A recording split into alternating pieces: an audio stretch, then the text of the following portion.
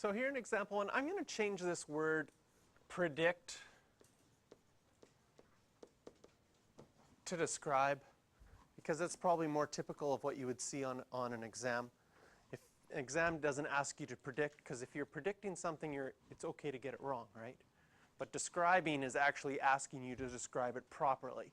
So if we had to describe these things as we see them, what could we describe that the 1/4 does? So we could have this, we could say it's a vertical compression by 1/4. Another thing that you could describe with that 1/4 is you could say the amplitude is 1/4. Those would both be good descriptions of what that 1/4 is. When we see the 3, what kind of transformation is that 3 going to do? It's going to be a horizontal compression by a factor of 1/3. Right? It's going to affect our period. Our period was 2 pi, and now it's going to be 2 pi over 3. The pi over 6 here,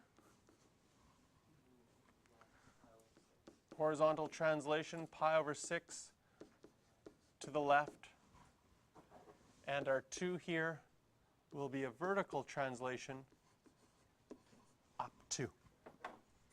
So that's how we could describe what's happening and how it's related to the graph of y equals cos x. Now, when we're asked to sketch the entire graph, this is where we're going to use DAB-C. I'm going to start with our d value. Our d value is plus 2. So at y equals 2, we are going to have our sinusoidal axis.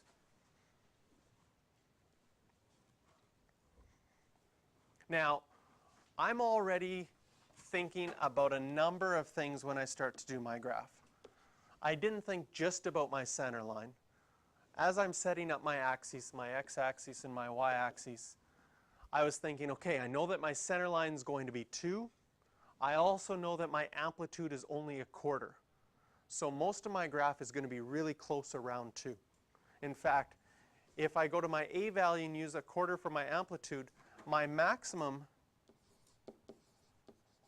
is only going to go up to 2.25, and my minimum is going to be at 1.75. So I was thinking about all those things already when I did my axes so that I would have enough space.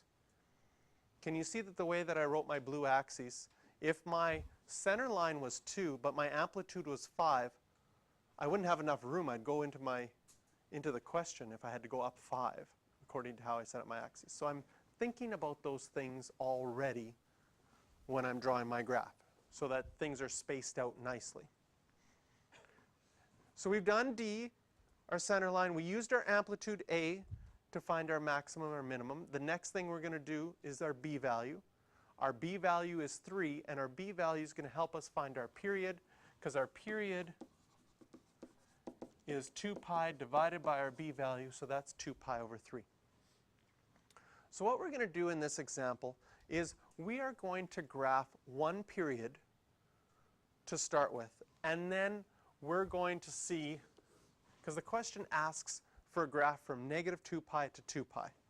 But we're going to start by just graphing it one whole period forever, because for the most part on your exam questions are more typical to say, sketch the graph of this for at least one period. So we're going to see what that looks like. Then we're going to go and graph it from negative 2 pi to 2 pi exactly. So for graphing one period, 2 pi over 3, I choose some point along my x-axis, and I mark that as one period. I then divide that into 4 equal sections. Well, half of 2 pi over 3 is pi over 3. Half of pi over 3 is pi over 6. So one of those sections is pi over 6.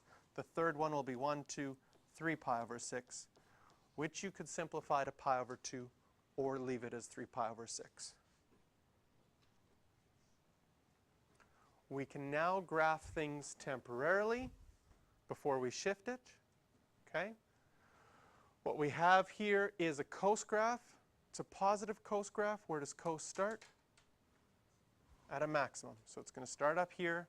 Next, it's going to be at the center line, then at your minimum, back to your center line, and then back to your maximum. Whoops, that's supposed to be a dotted line. Oh, man. So this isn't our final graph, so we'll just draw this with a dotted line for now. And the question says we need to shift this now pi over 6 to the left. Well, we've got pi over 6 distance to the right here. To move it pi over 6 to the left, we'd have to do that same distance. Mark that on your graph. And now we're going to take each of our points and move it over one section.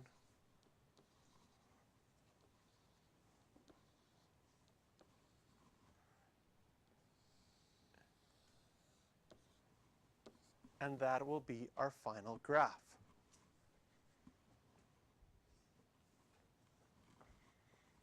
So we did the D, the A, and the B value, and that allowed us to graph the dotted line that was in green. And once we had that, then we could shift it over. And this is a shortcut compared to going from left to right with those 5 points. Okay? Now, this is at least one period. We have arrowheads going on here. This isn't what the question originally asked for. This question originally asked for a graph between negative 2 pi and 2 pi. So I'm going to show you what that would look like. So I'm going to start by making my axes here. And I'm going to mark 2 pi on this end and negative 2 pi on that end. Now the graph that we made originally had a period of 2 pi over 3. Does this make sense as where 2 pi over 3 would be on my graph? If I split 2 pi up into 3 equal sections, one of those sections would be 2 pi over 3. Does that make sense? And then I'm going to split up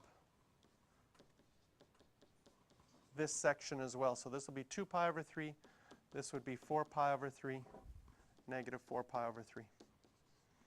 Then on our original graph, we split our graph from 0 to 2 pi over 3 into 4 equal sections. So I'm going to just split this little part up into 4 equal sections, which will mean this will be split up into 4 equal sections. This will be split up into 4 equal sections. This section into 4 equal sections. This one into 4. And that one into 4 equal sections.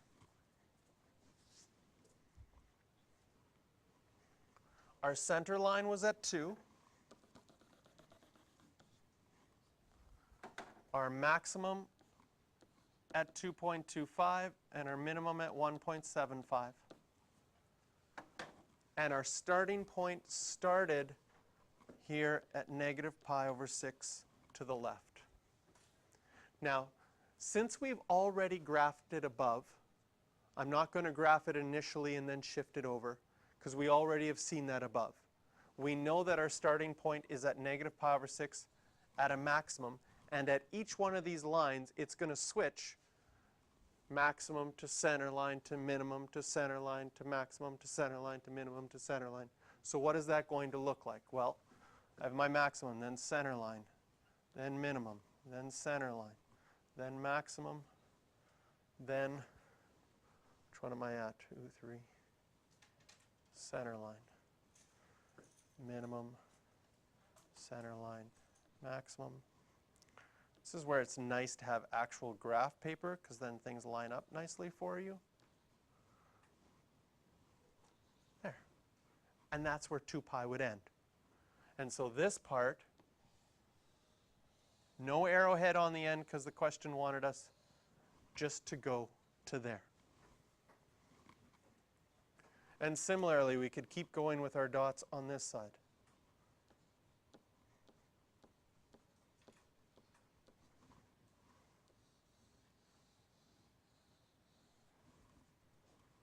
And it would end right there. So there's our graph from negative 2 pi to 2 pi. That was quite tedious, wasn't it? And so you can see why on a final exam they're not going to get you to graph from negative 2 pi to 2 pi for all of that. They're going to just ask you for one period, or at least one period, because it's just that much quicker. So when you get to your homework questions, sometimes it says to graph on the same graph, but I find that the graph paper that is given to you, it's a little bit tricky to graph it on the same one. It's not bad to make your own graph right beside it, just like we did here. Because when you make your own graph, you can choose where one period's going to be and split it into 4 equal sections. So we're going to take some time to work on some graphing ones right now. Questions 3, 8, 9, 10, and 11. I think in number 11 you have to remember to factor. So sometimes they'll give it to you in forms that you have to remember to factor out the b value.